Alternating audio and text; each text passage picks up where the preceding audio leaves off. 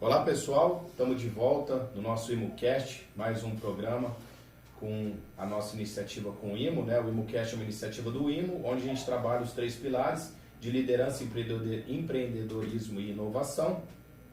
Hoje a gente tem um convidado aqui muito especial, para mim é uma honra estar aqui com o Hermanos, daqui a pouquinho ele vai se apresentar, na qual eu tenho uma gratidão com ele por ter aprendido quando eu fiz o programa Master em Olambra, né? E consegui pegar um pouco mais de conhecimento sobre a liderança horizontal, que a gente vai expor um pouquinho aqui no nosso programa. Ao meu lado está Paulo Neves, consultor do IMO, que vai se apresentar também. Nosso programa vai ao ar toda quinta-feira, nós já temos aí uma quantidade legal de entrevistados, a gente já passou por nós nomes aqui da nossa região, pessoas que a gente tem muita admiração, como é o caso aqui do Hermanos, compartilhando história de biografia, história profissional, mensagens que eles estão trazendo para a gente, que a gente pode aplicar tanto no lado pessoal como profissional. Tivemos aqui a Ilmara do Grupo Cedro, o Rodrigo da DOG, o nosso último programa publicado até então com o Samuel da Passalaco, a Sônia, enfim, eu não vou nem trazer todos os nomes porque tem muita gente legal que vocês podem escutar tanto pelo Spotify, assim como no YouTube também. Paulo, gostaria que você se apresentasse, depois na sequência o Hermanos. Bom ter aqui com você de novo aqui com o Hermanos. Bom, Paulo Neves, consultor do IMO, uma alegria estar aqui com o nosso mais experiente consultor do IMO no Brasil. É bom também estar com o Miguel, craque de marketing, se alguém quiser ajuda de quem entende muito e também como uma alma boníssima, está aqui do meu lado. E, Hermanos, por favor, hoje é uma alegria muito especial. Um aspecto de uma celebração do IMO estar do outro lado e a gente poder captar um pouquinho da experiência do Hermanos e passar para vocês. Obrigado, Hermanos, por favor, pode ser presente. É muita coisa, né, gente? Mas vamos ver, obrigado pelo convite, né? E para mim foi uma surpresa. Eu não sou um orador assim, que eu me sinto assim totalmente à vontade, mas um bate-papo, isso já me traz uma tranquilidade. Eu sou Hermanos, eu nasci na Holanda muito tempo atrás, quase um século, e vim da Holanda para o Brasil em 67, já fazem 57 anos. E os primeiros anos foram lá no interior da Bahia, no extremo sul da Bahia, numa cidadezinha chamada Ibirapuã. E trabalhei primeiro em Ibirapuã com 3 anos como voluntário ligado à Igreja Católica. E aí, no final dos 3 anos, veio a questão: o que é que eu faço agora? Fico no Brasil ou volto para a Holanda? E aí, depois de umas consultas e depois de pensar, aí resolvi consultar ou pedir ajuda no consulado holandês no Rio. E o cara que me entrevistou, ele falou: você tem uma profissão? Eu falei: não. Você tem dinheiro? Não, não tenho dinheiro. E aí ele foi fazendo mais umas perguntas. Aí ele diz: você tem que voltar para a Holanda. E foi este momento que eu resolvi ficar no Brasil.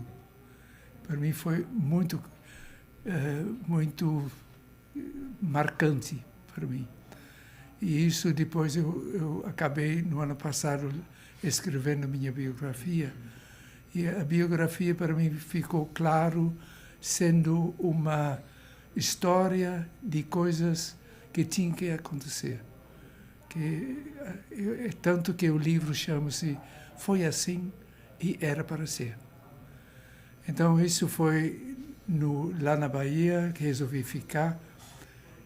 Perto daquela cidade tinha um grupo fundando uma escola, um ginásio daquela época, e eles precisavam de um diretor. Então eu fui contratado para ser o diretor de um ginásio que estava sendo fundado naquele momento.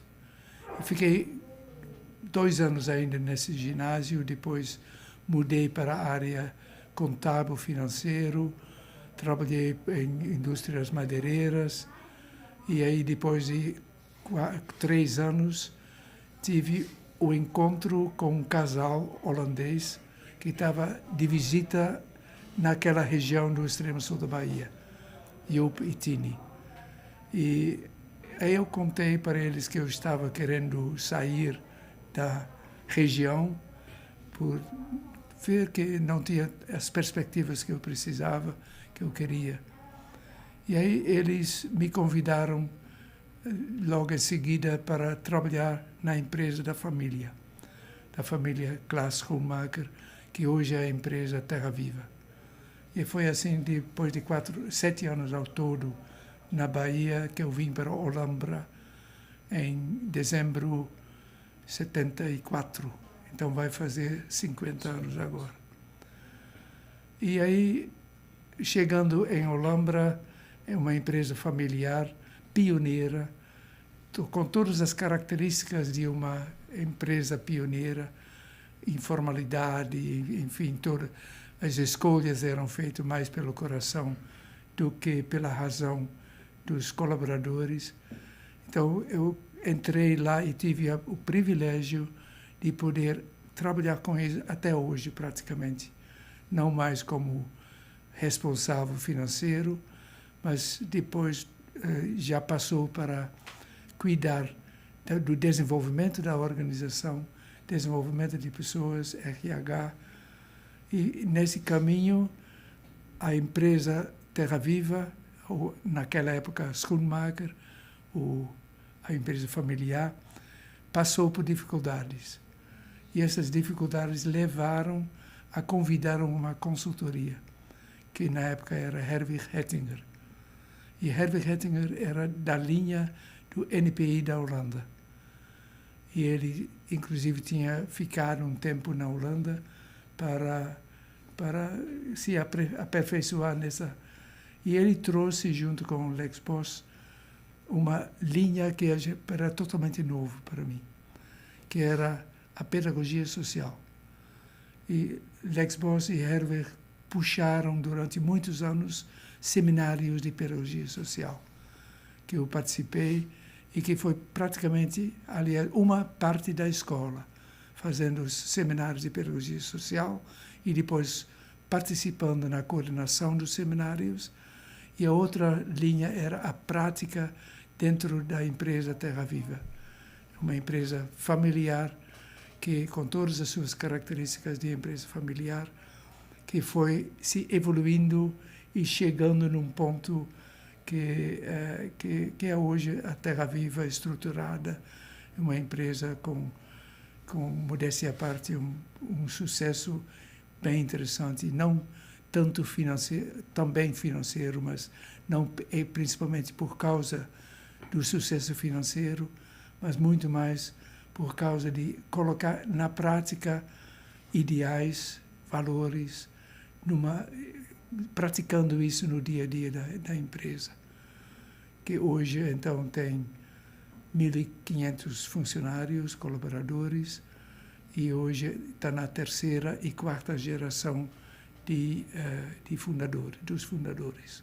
Isso. Eu acho que já falei bastante. Não, isso é muito legal, a gente vai explorar bastante. Inclusive, quando eu fiz o programa Master em Olambra, a gente teve a oportunidade de conhecer a Terra Viva, uma referência, aprender principalmente com o UGB, que a gente sabe tanto que eles se desenvolveram nesse aspecto, e a gente vai falar, né?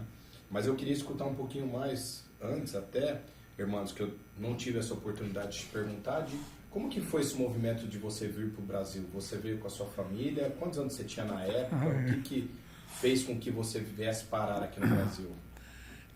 Na Holanda, eu nasci num lugar pequeno e quando eu tinha 12 anos eu fui para um seminário da Igreja Católica, seminário para ser missionário na época. E aí eu fiquei 11 anos no seminário menor, seminário Filosofia e Teologia, e quando chego no final da teologia, era o momento na congregação para decidir se vincular ou não pela vida, a vida inteira. Eu achei a vida inteira muito longo. Eu achei que era demais, muito tempo. Eu já tinha feito o voto temporário, mas para o voto perpétuo, para o voto permanente, aí eu pedi para a congregação para ter um tempo e trabalhar como voluntário. Mas isso era muito novo. Você tinha qual idade nessa época?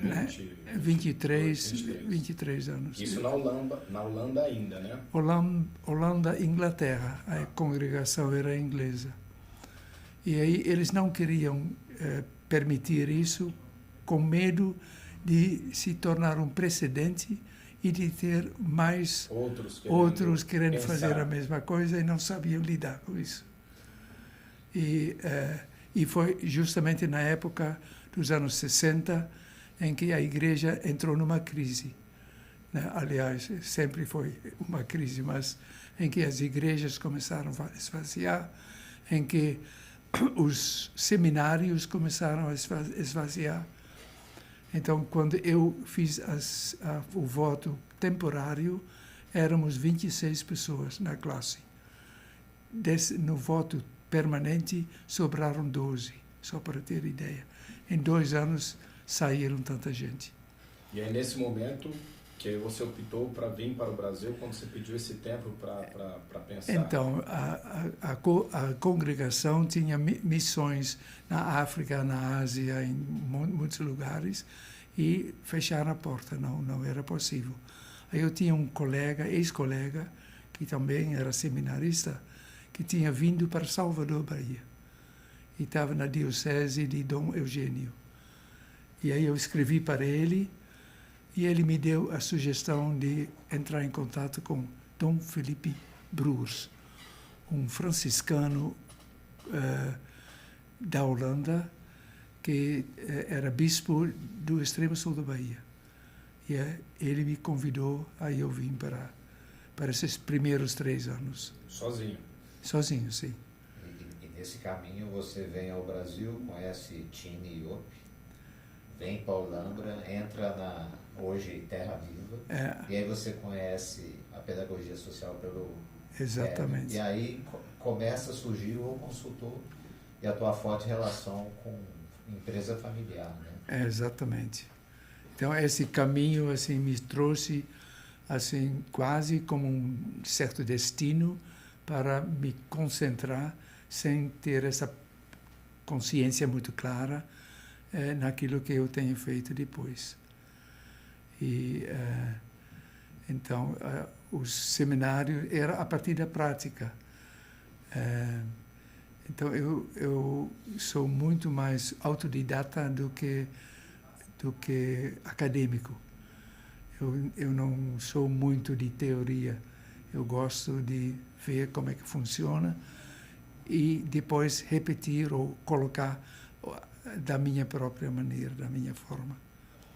De certa maneira, isso é uma definição também, quando você usou o termo informal para a empresa familiar, é isso, né? As pessoas estão ali vivendo algo quente e não tem muita teoria, né? As pessoas estão colocando a mão na massa do ponto de vista prático. Com o Hervé, isso é importante, com o Hervé nós fizemos 17 workshops, 17, em 3 anos, e cada workshop 5 dias, na casa na praia de Jurumirim, aqui no interior do estado de São Paulo. 17 workshops em 3 anos de 5 dias. De 5 dias. Qual foi o motivo desse início e quantos colaboradores tinham nessa época? Naquela época deve ter sido mais ou menos 500, 600. Já tinha 500, 600. Quando eu cheguei era 250. Poxa. E houve essa necessidade para alinhamento? Qual foi o grande objetivo? O grande objetivo é de criar união entre os irmãos, que tinham umas divergências entre si, que é natural para mim, é a coisa mais comum de uma empresa familiar. Mas ninguém tinha nenhuma, vamos dizer, de um preparo para cuidar de uma gestão. Então, foi um misto entre trabalhar as relações e, ao mesmo tempo, criar capacidade de gestão na empresa. Então, isso, cada módulo ou cada oficina, cada encontro, Aí já tinha um tema específico sobre liderança, sobre estrutura, sobre estratégia, enfim, tudo. Tinha esse lado e, ao mesmo tempo, exercícios de habilidades sociais, exercícios para se lidar de outra forma um com o outro. Se você pudesse já trazer uma dica, porque eu acredito que aqui, principalmente na nossa região, a gente até conversou com mais de uma empresa aqui no podcast, de empresas familiares, eu sei que são especialistas nisso. Nessa questão de conflito, nessa harmonia de estar no dia a dia com alguém da sua família, que é uma convivência além da empresa, o que você vê que é o principal? É um alinhamento da biografia dessas pessoas com o propósito da empresa? É o saber se respeitar, saber dialogar? Eu sei que tem muitos outros aspectos, mas o que você, quando você entra numa empresa, começa a observar para ser tratado, para que você comece a trazer essa harmonia? Porque isso, com certeza, reflete nos colaboradores, no sucesso, enfim, das organizações. Você está falando especificamente de empresa familiar. De empresa familiar. Talvez eu falo primeiro um pouco sobre o que é característica no início de uma empresa. Que uma pessoa tem um dom, um talento, e principalmente ele é um empreendedor. Ele tem capacidades empreendedoras. Ele é um pioneiro para colocar alguma coisa no mundo. Então, isso começa com uma pessoa que não foi preparado do ponto de vista profissional para isso. Ele simplesmente segue em que ele é bom. E ele é bom em relações comerciais, ele acha os clientes, ele desenvolve o seu produto, e aí chega num ponto em que ele tem sucesso. Ele acerta, ele tem essa conexão com o cliente, ele vende mais, ele tem lucro, e aí começa a reinvestir, que é característica do pioneiro, é que todo o dinheiro que sobra é reinvestido. Ele, muitas vezes, o pioneiro tem uma vida até meio acanhado por assim dizer. E aí começa o problema dele, porque na medida que a empresa dele começa a se tornar empresa e crescer, a complexidade aumenta. E com o aumento dessa complexidade, ele não sabe lidar, porque ele age a partir das intuições que ele tem. Da paixão que ele teve no início. Também. E aí ele chama outras pessoas que ele precisa para poder tocar a empresa. E quando é da própria família, aí vem a questão de como os familiares se tratam entre si. Porque o que os familiares têm, nesse caso o pai com 3 filhos e um genro, o que eles têm em comum é a família. E o que eles têm como experiência é a convivência da família. Só que a família é uma coisa totalmente diferente de uma empresa. Na família, os valores são união, amor. A família se ajuda mutuamente, independente da capacidade que quem tem. Uma empresa não consegue e nem pode trabalhar com esses valores. Pode ter esses valores, mas não são esses os valores que garantem a continuidade da empresa. Para isso é preciso competência, é preciso de decisões estratégicas, é preciso acompanhamento dos resultados e de olhar o que é que essa empresa está precisando em termos de desenvolvimento como negócio e desenvolvimento como empresa. E aí começa a conflitar isso. Então, eu encontrei muitas vezes empresas familiares que têm como princípio todos os filhos têm que entrar na empresa. E, a meu ver, a possibilidade, sim, de dar certo. Agora, para dar certo, depende da competência. E essa competência, um pai nem sabe direito como avaliar. Porque ele julga o filho mais como filho do que como funcionário. Como profissional. Então... Ele mistura o afeto com observação de perfis profissionais. E o afeto é bom na empresa. eu acredito muito em todo o sistema de gestão com UGBs, com times autônomos. Tem o afeto também, mas não é o afeto só. É afeto com competência, com processos que funcionam, com desenvolvimento, com aplicação do capital no lugar certo. Isso, eu falo, para mim, uma empresa tem que ser humana, mas se ela não tem o financeiro bem cuidado, ela não sobrevive.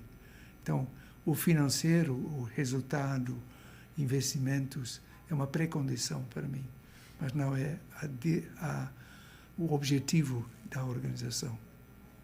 Que aí a gente pode falar dentro da liderança horizontal, que seria o eixo vertical, né? Que aí a gente exatamente, não abre mão, onde a gente quer chegar como propósito e o financeiro. O resto a gente pode trabalhar no horizontal, né? Eu sempre digo que vertical se mostra claramente quando o cliente comprou uma coisa que ele quer amanhã às 10 horas, há um preço já combinado e uma qualidade combinada.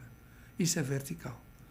Se não entrega isso mais ou menos às 10 horas. Às 10 horas foi combinado. E isso exige uma disciplina e uma... Agora, para chegar a acordos, aí é horizontal.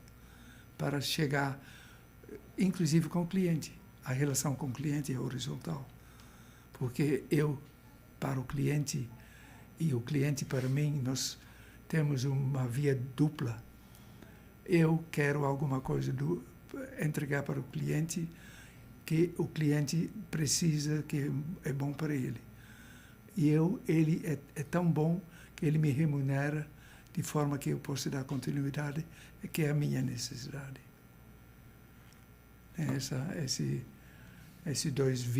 Duas vias, um para o outro.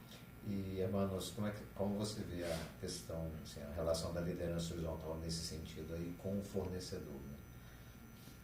Como é o trato com o fornecedor? Como que você vê isso na perspectiva da liderança horizontal? A relação para mim é bem semelhante só que eu estou na outra cadeira.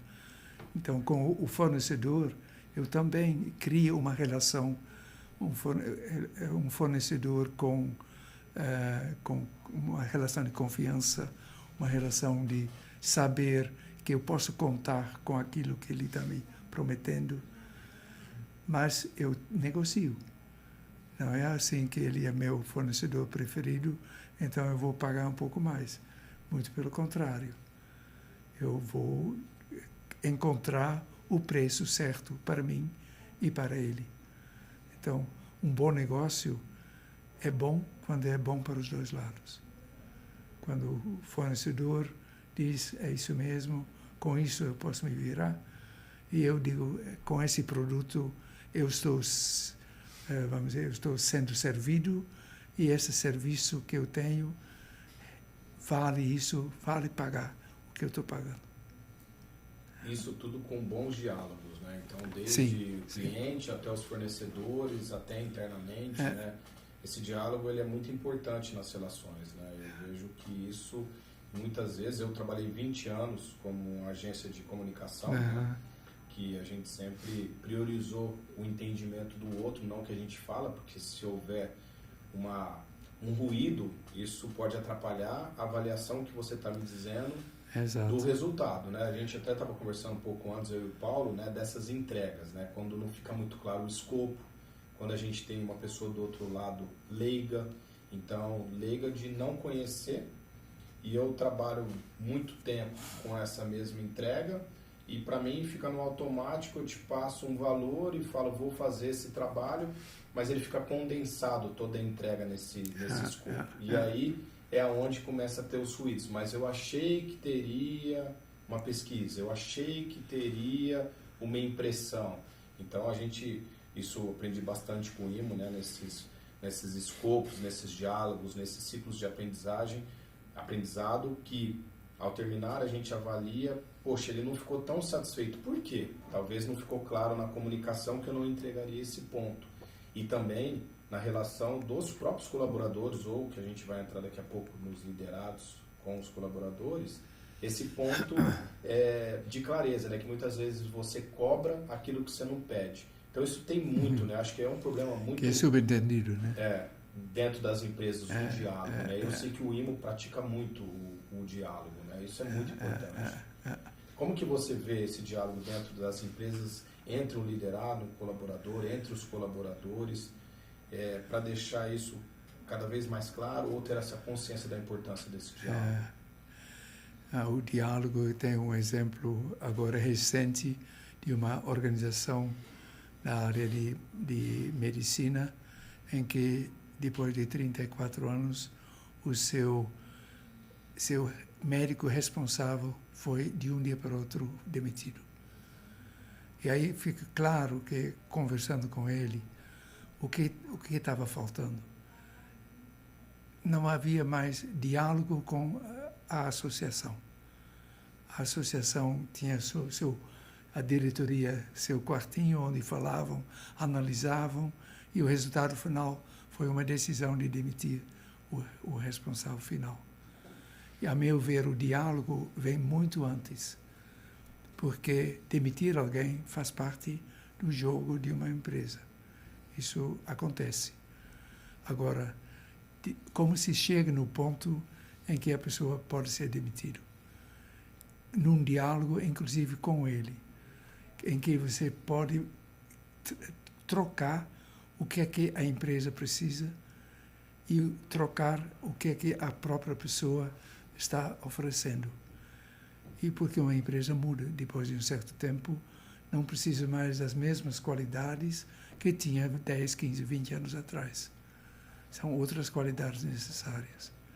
E aí tem que ser, mas em diálogo se chega numa solução ou numa decisão, mostrando ou dizendo que, sendo assim, então é melhor para ambos, para quem é demitido e para quem fica, que é melhor para os dois.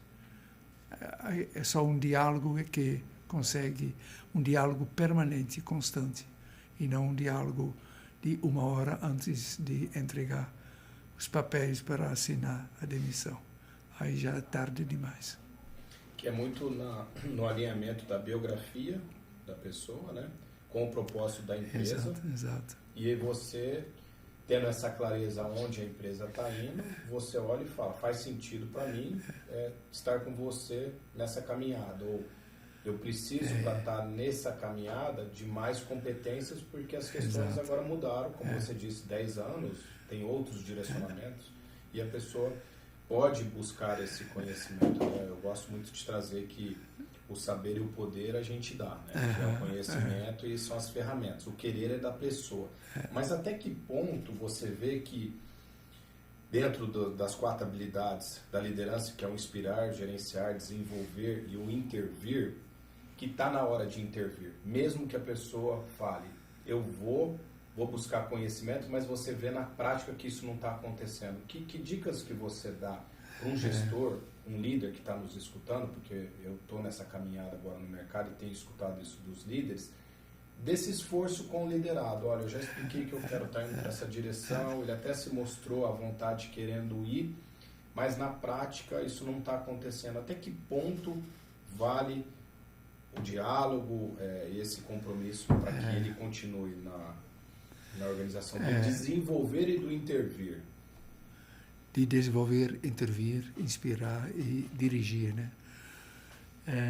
O que ultimamente a gente tem trabalhado, uma relação entre essas 4 qualidades e a matriz de maturidade. Então, a matriz de maturidade é uma ferramenta super simples. Ele tem 2 eixos. Um eixo é o saber fazer e outro eixo é o querer fazer. O que você também colocou agora. Então, meu saber fazer pode ser 0 até 10. Meu querer fazer pode ser 0 até 10. Então, constantemente a gente busca trazer as pessoas para o mais saber e o mais querer fazer. Com isso você tem 4 quadrantes. Sabe fazer, mas não quer fazer.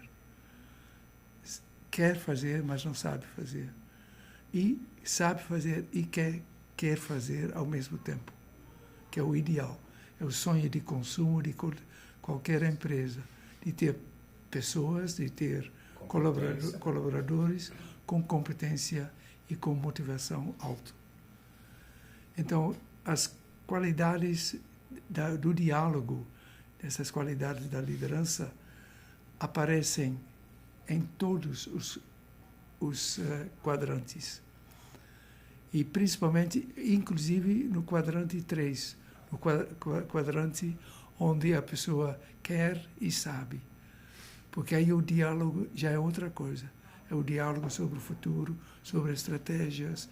Aí são outras possibilidades de ajudar pessoas a desenvolver o querer, aí é inspirar, fazer com que a pessoa se veja o sentido daquilo que é feito pela organização e se conecta com a biografia da organização. E desenvolver o saber fazer, aí é desenvolver como coach, o líder como coach. E aí, quando isso sempre é feito, menos pessoas caem nesse quadrante de não quer e não sabe. E aí, no diálogo, no não quer, não sabe, se só começa a dialogar numa hora dessa, na hora de perceber isso, já é tarde. Para mim, o diálogo tem que ser constante, como base de desenvolvimento das pessoas e da organização. Isso é muito legal. Eu tenho esse quadrante em mente, porque num dos treinamentos, em alguma metodologia, ficou claro, né, que são as competências, os fazeres, onde ela quer fazer, mas não tem a competência, são limitados, muitos ansiosos, né, porque quer fazer muito, mas não tem essa competência, e na hora que a gente pula o quadrante para o lado e tem a competência, é esse trabalho em flow, né, que é aquele trabalho que você não vê a hora passar, que as coisas estão realmente acontecendo. E isso é o olhar do líder, de estar buscando isso, né? Então isso é muito legal do jeito que você trouxe. Se for pensar numa organização habitualmente organizada de um ponto de vista de vertical, é claro que nos chegam perguntas, e hoje está no mundo aí de as pessoas estão desmotivadas. E aí, como resolve isso, né? Elas vêm com a pergunta, como que eu resolvo a desmotivação? Eu já sei, uma palestra motivadora. Mas como, assim, genuinamente humano, nós queremos fazer. Queremos ter competência de fazer cada vez melhor. Né? E a pergunta é como ouvir as pessoas e se pôr na posição de dialogar com elas. Né? Exato. E tirar delas o melhor. É que eu estava brincando, né? A palestra motivacional, para mim, não serve absolutamente para nada. Serve para divertir a plateia durante a palestra. Depois da palestra, não chegou. Chegou só, achou bonito algumas frases, algumas coisas, alguns exercícios, inclusive. A palestra motivacional não serve. O que é que serve, então? Para mim, a motivação tem a ver com a motivação tem a ver com ver o sentido das coisas. Isso um lado. Então, quando eu falar motivacionalmente com meus colaboradores, tem a ver de ajudar o colaborador a encontrar o sentido que ele tem no seu trabalho na organização e na sua relação com as pessoas na organização. Se ele enxerga o sentido, ele se motiva, ele fica feliz. Isso é um. E o outro que me foi bem forte com o modelo de UGBs é responsabilidade. É impressionante, cada vez de novo encontro pessoas que dizem ser extremamente motivados porque têm responsabilidade e espaço para agir. Então, para mim, esses são os dois dois elementos que mais ajudam a pessoa a se motivar. E nesse caso, irmãos, dentro do que você falou, dentro da tua linha de vida, assim, aí tem esse caminho dentro da Terra Viva, o caminho da pedagogia social, e como surge a liderança horizontal para você, o Adam Beck, né? E o que isso te traz, o que isso significa para você? Assim. Na Terra Viva, isso tem uma pré-história muito longa já. Porque a família e o pioneiro, o seu classe, era uma pessoa que era de unir as pessoas. Isso estava no espírito dele. Ele tratava as pessoas de igual. Ele gostava que as pessoas participassem das coisas. Então, isso nos anos 80 foi cada vez procurando como podemos criar uma condição, uma situação em que colaboradores participem da empresa. Aí, quando eu falo participem da empresa, não estou tanto pensando em ser sócio da empresa, mas participam dos desafios que têm, das dificuldades que têm. E aí, naquela época, começamos a trabalhar com a sociocracia, nos anos 80, que depois de um tempo teve algum motivo de não dar continuidade. E eu acho que foi no momento que o Franz, um dos filhos, assumiu a direção geral, ele estava com o seguinte desafio, problema. A empresa estava fluindo muito bem, as pessoas estavam felizes no sentido de se encontrando no trabalho, mas não tinha resultado. Os resultados eram muito aquém do que deveria ser. Então, a pergunta dele foi: como é que eu posso manter as pessoas envolvidas e, ao mesmo tempo, ter um resultado bom na empresa? E isso levou ele a encontrar esse modelo com os GBs. E a gente vê agora, depois de quantos anos? Quase 10 anos, mais ou menos, que a Terra Viva tem esse modelo, o quanto isso gerou tanto realização dos colaboradores como realização da empresa, em termos, inclusive, financeiros. Então, para mim, esse é o ponto central. Não sei se respondi o que você estava sugerindo.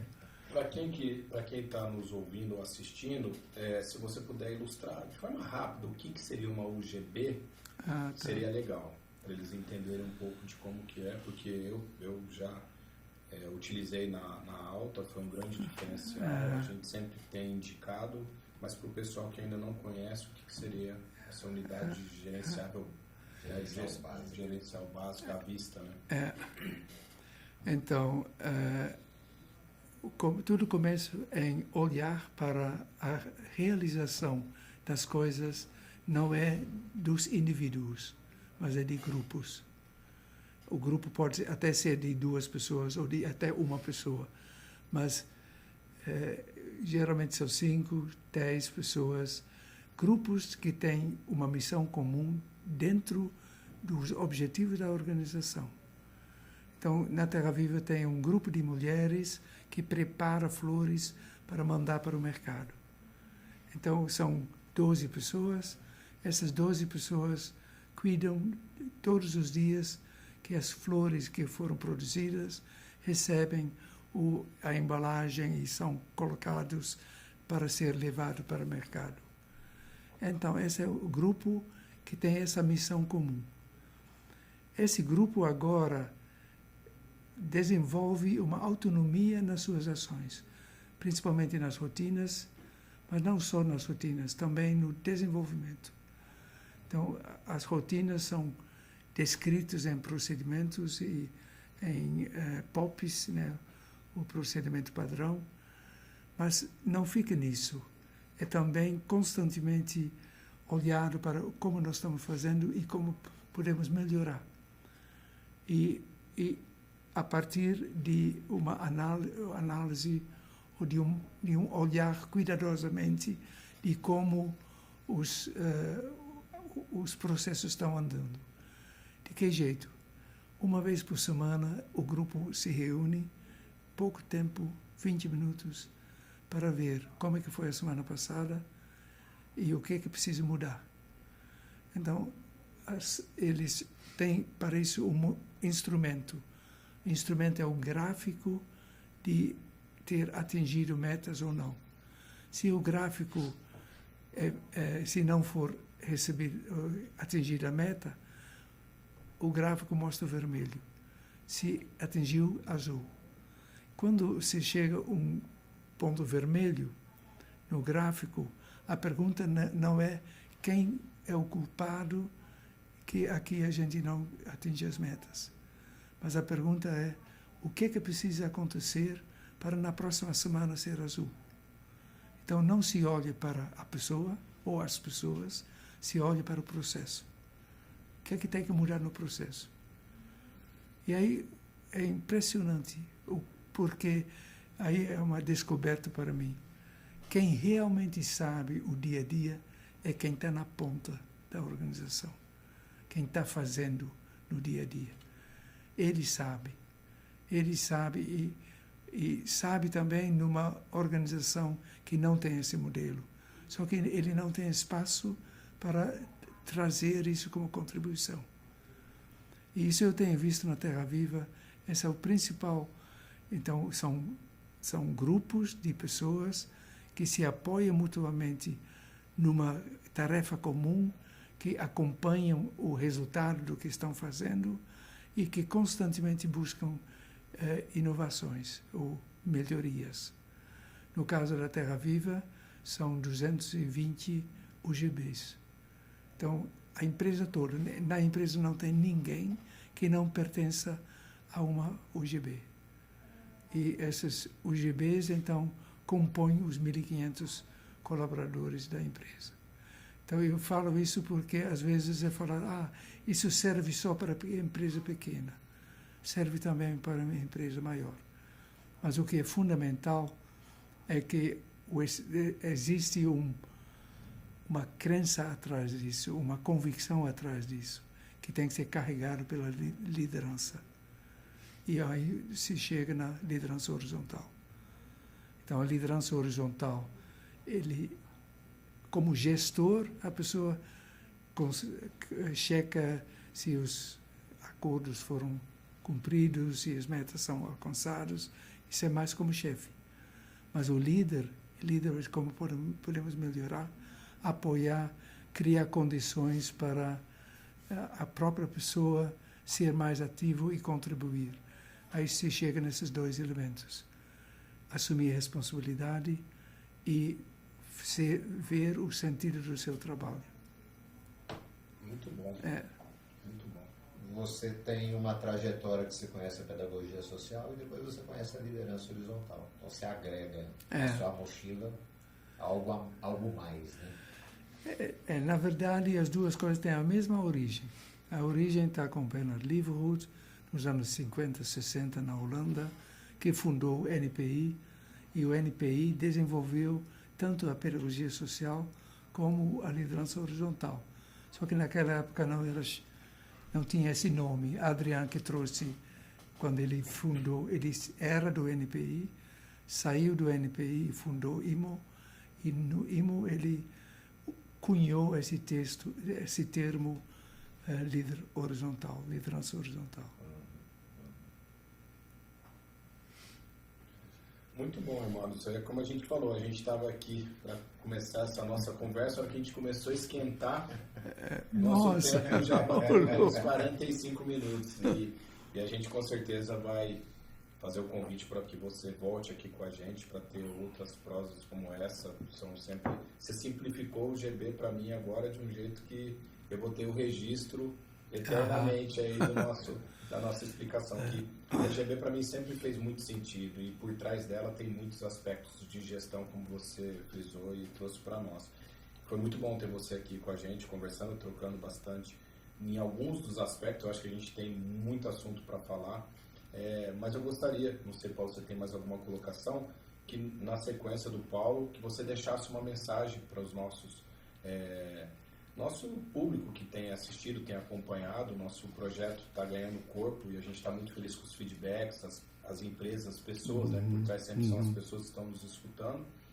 Que você, com todo esse conhecimento, depois também quero saber do seu livro, pode deixar para eles nesse aspecto que você nos trouxe aqui. Mas antes, Paulo, se você quiser... Mas eu acho que é isso mesmo, acho que num resumo, assim, que você traz de você dentro da tua linha para todas as pessoas, isso para ficar registrado como que o Hermanos está abrindo a alma para falar para vocês, deixar essas palavras para todos vocês, para todos nós, né? O que eu traria, assim, o que me motiva a mim mesmo, assim, de forma bastante significativa, é essa descoberta que uma empresa, uma organização da vida econômica pode conciliar altos resultados com uma gestão humana. Que, às vezes, eu tenho essa impressão que se fica preso na concepção ou na convicção que altos resultados se alcança com pressão, com exigências, com controles mais rigorosos, com intervenções mais drásticas, e eu vejo que a outra via também é possível. Se pode ter uma organização com excelentes resultados e que tem uma gestão humanizada. Para mim seria isso. Muito bom. Muito obrigado. A gente agradece a sua participação aqui. O IMO continua. Nós temos o projeto, como eu disse, já está ganhando corpo. E espero vocês nos próximos episódios e acompanhe a gente no nosso Instagram do IMO, Consultores, que a gente sempre está publicando primeiro lá e depois no Spotify e YouTube os próximos episódios. Obrigado. Obrigado, Paulo. Obrigado, Hermanos. De nada. Prazer.